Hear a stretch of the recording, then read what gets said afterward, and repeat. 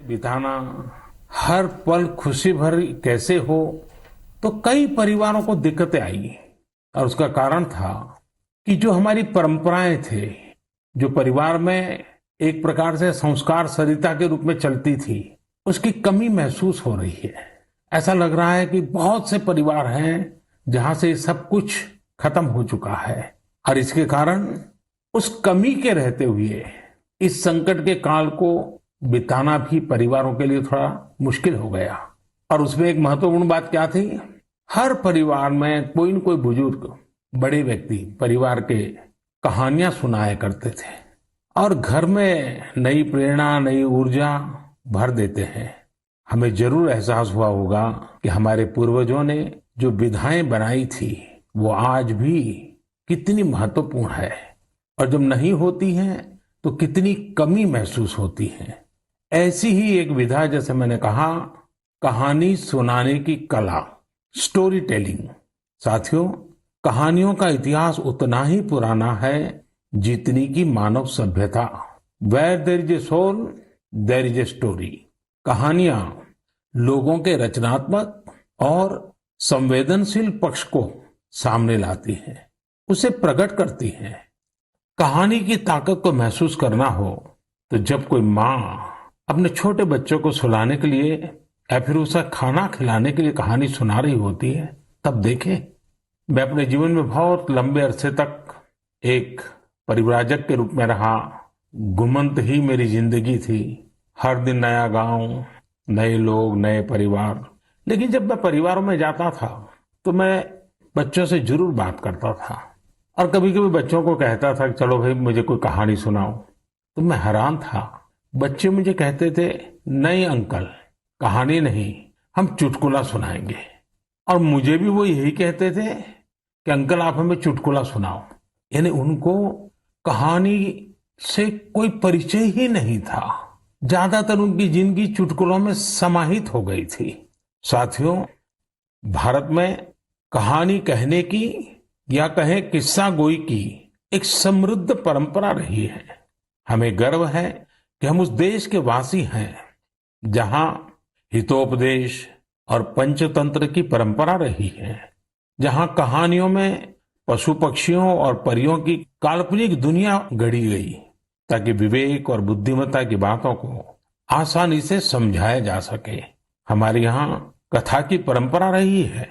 ये धार्मिक कहानियां कहने की प्राचीन पद्धति है। इसमें कथाकालक्षेपम भी शामिल रहा है। हमारे यहाँ तरह तरह की लोक कथाएं प्रचलित हैं। तमिलनाडु और केरल में कहानी सुनाने की बहुत ही रोचक पद्धति है। इसे विल्लू पाठ कहा जाता है। इसमें कहानी और संगीत का बहुत ही आकर्षक सामंजस्य होता है। भारत में कठपुतली की जीवंत परंपरा भी रही है। इन दिनों साइंस और साइंस फिक्शन से जुड़ी कहानियां एवं कहानी कहने की विधा लोकप्रिय हो रही है।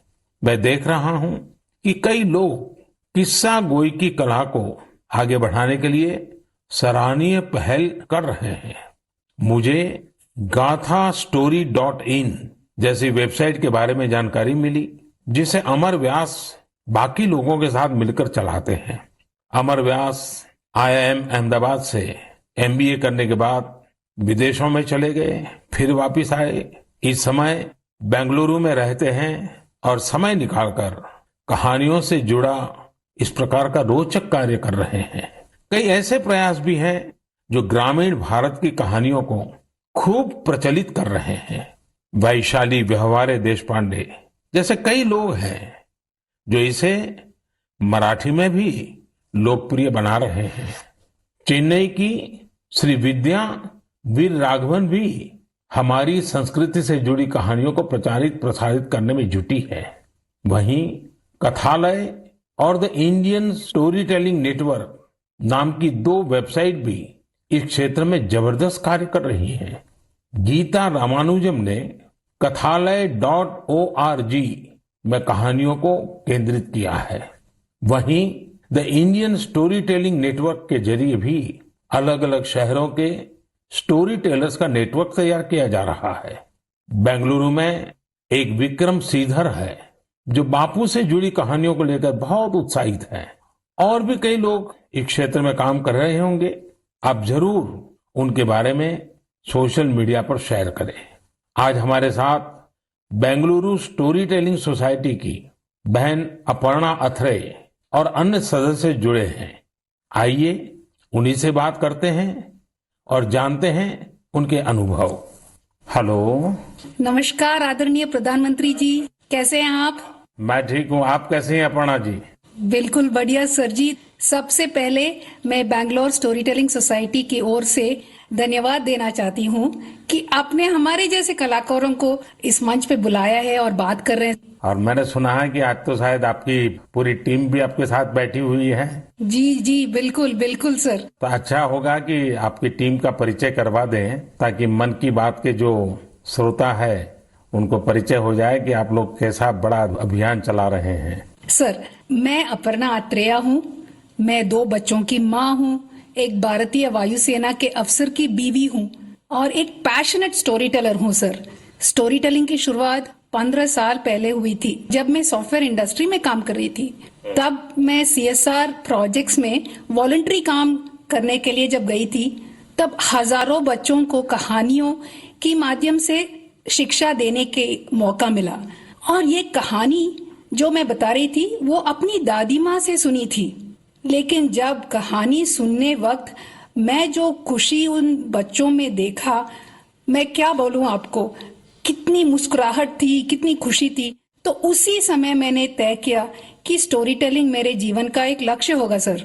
आपकी टीम में और कौन है वहाँ? मेरे साथ हैं शैलजा संपत। नमस्कार सर। नमस्ते जी। मैं शैलजा संपत बात कर रही हूँ। मैं तो पहले टीचर थी, उसके बाद जब मेरे बच्चे बड़े हुए तब मैंने थिएटर में काम शुरू किया और फाइनली कहानियों को सुनाने में सबसे ज्यादा संतृप्त मिला। धन्यवाद। मेरे साथ सौम्या है। नमस्कार सर। नमस्ते जी। मैं हूँ सौम्या श्रीनिवासन। मैं एक साइकोलॉजिस्ट हूँ। मैं जो काम करती हूँ बच्चों बड़े लोगों के साथ, उसमें मैं कहानियों के द्वारा मनुष्य के नव रसाओं को जगाने में कोशिश करती हूँ और उसके साथ चर्चे भी करती हूँ।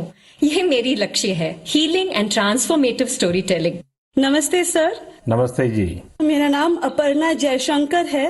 वैसे तो मेरे सौभाग्य है कि मैं अपनी नाना नानी और दादी के साथ इस देश के विभिन्न भागों में पली हूँ, इसीलिए रामायण, पुराणों और गीता की कहानियां मुझे विरासत में हर रात को मिलती थी। और बैंगलोर स्टोरी टेलिंग सोसाइटी जैसी संस्था है तो मुझे तो स्टोरी टेलर बनना ही था। मेरे साथ मेरे साथी लावण्या प्रसाद है। लावण्या जी नमस्ते। नमस्ते sir. I am an electrical engineer turned professional story teller. Sir, I grew up listening to stories from my grandfather.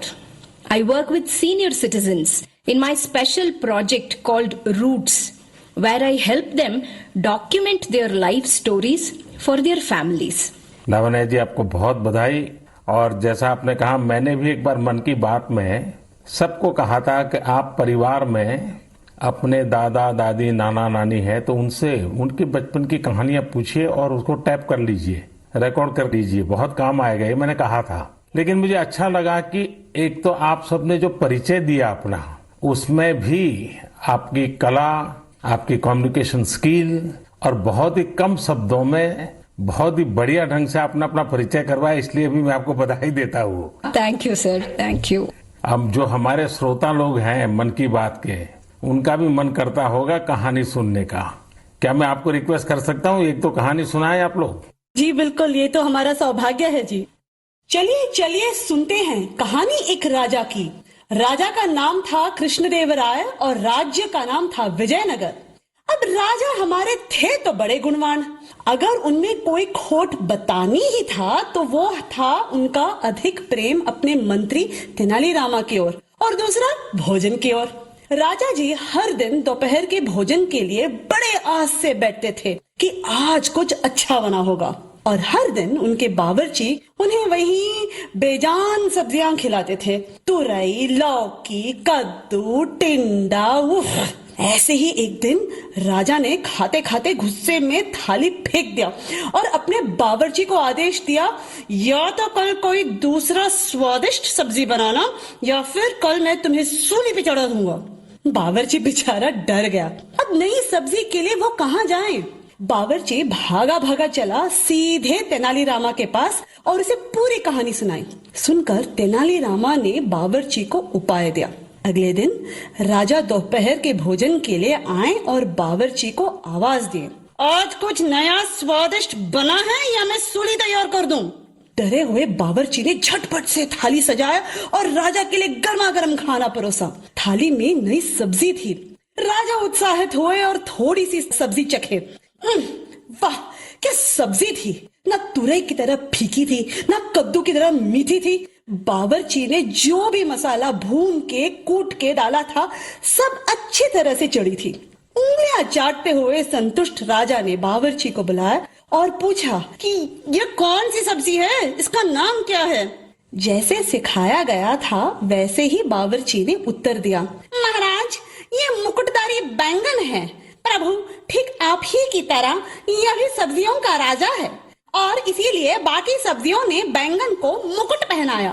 राजा खुश हुए और घोषित किए, आज से हम यही मुकुटधारी बैंगन खाएंगे और सिर्फ हम ही नहीं, हमारे राज्य में भी सिर्फ बैंगन ही बनेगा और कोई सब्जी नहीं बनेगी। राजा और प्रजा दोनों खुश थे। यानी पहले पहले तो सब खुश थे कि उन्हें नई सब्जी मिली है, लेकिन जैसे ही दिन बढ़ते गए सुर थोड़ा कम होता गया। एक घर में बैंगन भरता तो दूसरे के घर में बैंगन भाजा, एक के यहाँ कत्ते का सांबार तो दूसरे के यहाँ वांगी बात। एक ही बैंगन बेचारा कितना रूप धारण करे। धीरे धीरे राजा भी तंग आ गए। हर दिन वही बैंगन। और एक दिन ऐसे आया कि राजा ने बावर्ची को बुलाया और खूब डांटा, तुमसे किसने कहा कि बैंगन के सर में मुकुट है? इस राज्य में अब से कोई बैंगन नहीं खाएगा। कल से बाकी कोई भी सब्जी बनाना, लेकिन बैंगन मत बनाना। जैसे आपकी आज्ञा महाराज, कह के बावर्ची सीधा गया तेनालीरामा के पास। तेनालीरामा ने के पांव पड़ते हुए कहा कि मंत्री जी धन्यवाद, आपने हमारी प्राण बचा ली। आपके सुझाव की वजह से हम कोई भी सब्जी राजा जी को खिला सकते हैं। तेनालीरामा हंसते हुए कहा, वो मंत्री ही क्या जो राजा को खुश न रख सके। और इसी तरह राजा कृष्णदेवराय और मंत्री तेनालीरामा की कहानियां बनती रही और लोग सुनते रहे। धन्यवाद। आपने बात में इतनी एग्जैक्टनेस थी, इतनी बारीकियों को पकड़ा था। मैं समझता हूँ बच्चे बड़े जो भी सुनेंगे कई चीजों का स्मरण रखेंगे। बहुत बढ़िया ढंग से आपने बताया। और विशेष कोइंसिडेंस ऐसा है कि देश में पोषण माह चल रहा है और आपकी कथा भोजन से जुड़ी हुई है। और मैं जरूर ये जो स्टोरी टेलर्स आप लोग हैं और भी लोग हैं, हमें किस प्रकार से हमारे देश की नई पीढ़ी को हमारे महान महापुरुष, महान माताएं बहनें जो हो गई हैं, कथाओं के माध्यम से उनके साथ कैसे जोड़ा जाए। हम कथा शास्त्र को और अधिक कैसे प्रचारित करें, पॉपुलर करें और हर घर में अच्छी कथा कहना, अच्छी कथा बच्चों को सुनाना, ये जाने जीवन की बहुत बड़ी क्रेडिट हो। ये वातावरण कैसे बनाए, उस दिशा में हम सब ने मिलकर काम करना चाहिए। लेकिन मुझे बहुत अच्छा लगा आप लोगों से बात करने कर और मैं आप सबको बहुत शुभकामनाएं देता हूं। धन्यवाद। धन्यवाद सर। कहानी के द्वारा संस्कार सरिता को आगे बढ़ाने वाली इन बहनों को हमने सुना। मैं जब उनसे फोन पे बात कर रहा था, इतनी लंबी बात थी, तो मुझे लगा कि मन की बात के समय की सीमा है, तो मेरे उनसे जो बातें हुई है वो सारी बातें मैं मेरे नरेंद्र मोदी ऐप पर अपलोड करूंगा। पूरी कथाएं जरूर वहां सुनिए। अभी मन की बात में तो मैंने उसका बहुत छोटा सा अंश ही आपके सामने प्रस्तुत किया है। मैं जरूर आपसे आग्रह करूंगा, परिवार में हर सप्ताह आप कहानियों के लिए कोई समय निकालिए और ये भी कर सकते हैं कि परिवार के हर सदस्य को हर सप्ताह के लिए एक विषय तय करें। जैसे मानो करुणा है, संवेदनशीलता है, पराक्रम है, त्याग है, शौर्य है, कोई एक भाव। और परिवार के सभी सदस्य उस सप्ताह एक ही विषय पर सबके सब लोग कहानी ढूंढेंगे और परिवार के सब मिलकर के एक एक कहानी कहेंगे। आप देखिए परिवार में कितना बड़ा खजाना हो जाएगा, रिसर्च का कितना बढ़िया काम हो जाएगा, हर किसी को कितना आनंद आएगा और परिवार में एक नई प्राण, नई ऊर्जा आएगी। उसी प्रकार से हम एक काम और भी कर सकते हैं। मैं कथा सुनाने वाले सबसे आग्रह करूंगा, हम आजादी के 75 वर्ष मनाने जा रहे हैं। क्या हम हमारी कथाओं में पूरे गुलामी के कालखंड की जितनी प्रेरक घटनाएं हैं उनको कथाओं में प्रचारित कर सकते हैं? विशेषकर 1857 से 1947 तक हर छोटी मोटी घटना से हम हमारी नई पीढ़ी को कथाओं के द्वारा परिचित करा सकते हैं। मुझे विश्वास है कि आप लोग जरूर इस काम को करेंगे। कहानी कहने की ये कला देश में और अधिक मजबूत बने, और अधिक प्रचारित हो और सहज बने, इसलिए आओ हम सब प्रयास करें। मेरे प्यारे देशवासियों, आइए कहानियों की दुनिया से अब हम 7 समंदर पार चलते हैं। ये आवाज सुनिए। नमस्ते भाइयों और बहनों, मेरा नाम शेरू डमले है। मैं वेस्ट अफ्रीका के एक देश माली से हूँ। मुझे फरवरी में भारत में विश्व के सबसे बड़े धार्मिक त्योहार कुंभ मेला में शामिल होने का अवसर मिला। मेरे लिए ये बहुत ज्यादा गर्व की बात है। मुझे कुंभ मेला में शामिल होकर बहुत अच्छा लगा और भारत के कल्चर को देखकर बहुत कुछ सीखने को मिला। मैं विनती करना चाहता हूँ कि हम लोगों को एक बार फिर भारत विजिट करने का अवसर दिया जाए ताकि हम और भारत के बारे में सीख सकें। नमस्ते। है ना मजेदार? तो ये थे माली के सेदू देम्बेले। माली भारत से दूर पश्चिम अफ्रीका का एक बड़ा और लैंडलॉक्ड देश है। सेदू देम्बेले माली के एक शहर कीटा के एक पब्लिक स्कूल में शिक्षक हैं। वे बच्चों को इंग्लिश, म्यूजिक और पेंटिंग, ड्राइंग पढ़ाते हैं, सिखाते हैं। लेकिन उनकी एक और पहचान भी है। लोग उन्हें माली के हिंदुस्तान का बाबू कहते हैं और उन्हें ऐसा कहलाने में बहुत गर्व की अनुभूति होती है। प्रत्येक रविवार को दोपहर बाद वे माली में 1 घंटे का रेडियो कार्यक्रम प्रस्तुत करते हैं। इस कार्यक्रम का नाम है Indian frequency on Bollywood songs. इसे वे पिछले 23 वर्षों से प्रस्तुत करते आ रहे हैं। इस कार्यक्रम के दौरान वे फ्रेंच के साथ साथ माली की लोक भाषा बमबारा में भी अपनी कमेंट्री करते रहे और बड़े नाटकीय ढंग से करते हैं। भारत के प्रति उनके मन में अगाध प्रेम है। भारत से उनके गहरे जुड़ाव की एक और वजह यह भी है कि उनका जन्म भी 15 अगस्त को हुआ था। सेदू जी ने 2 घंटे का एक और कार्यक्रम अब प्रत्येक रविवार रात 9 बजे शुरू किया है। इसमें वे बॉलीवुड की एक पूरी फिल्म की कहानी फ्रेंच और बमबारा में सुनाते हैं। कभी कभी किसी इमोशनल सीन के बारे में बात करते समय वे स्वयं भी और उनके श्रोता भी एक साथ रो पड़ते हैं। सेदू जी के पिता ने ही भारतीय संस्कृति से उनकी पहचान करवाई थी। उनके पिता सिनेमा थिएटर में काम करते थे और वहां भारतीय फिल्में भी दिखाई जाती थी। इस 15 अगस्त को उन्होंने हिंदी में एक वीडियो के माध्यम से भारत के लोगों को स्वतंत्रता दिवस की शुभकामनाएं दी थी। आज उनके बच्चे भारत का राष्ट्रगान आसानी से गाते हैं। आप ये दोनों वीडियो जरूर देखें और उनके भारत प्रेम को महसूस करें। सेदू जी ने जब कुंभ का दौरा किया था और उस समय वे उस डेलीगेशन का हिस्सा थे जिससे मैं मिला था। भारत के लिए उनका इस प्रकार का जुनून, स्नेह और प्यार वाकई हम सब के लिए गर्व की बात है। मेरे प्यारे देशवासियों, हमारे यहाँ कहा जाता है, जो जमीन से जितना जुड़ा होता है वो बड़े से बड़े तूफानों में भी उतना ही अड़िग रहता है। कोरोना के इस कठिन समय में हमारा कृषि क्षेत्र, हमारा किसान इसका जीवंत उदाहरण है। संकट के इस काल में भी हमारे देश के कृषि क्षेत्र ने फिर अपना दमखम दिखाया है। साथियों, देश का कृषि क्षेत्र, हमारे किसान, हमारे गांव आत्मनिर्भर भारत का आधार है। ये मजबूत होंगे तो आत्मनिर्भर भारत की नींव मजबूत होगी।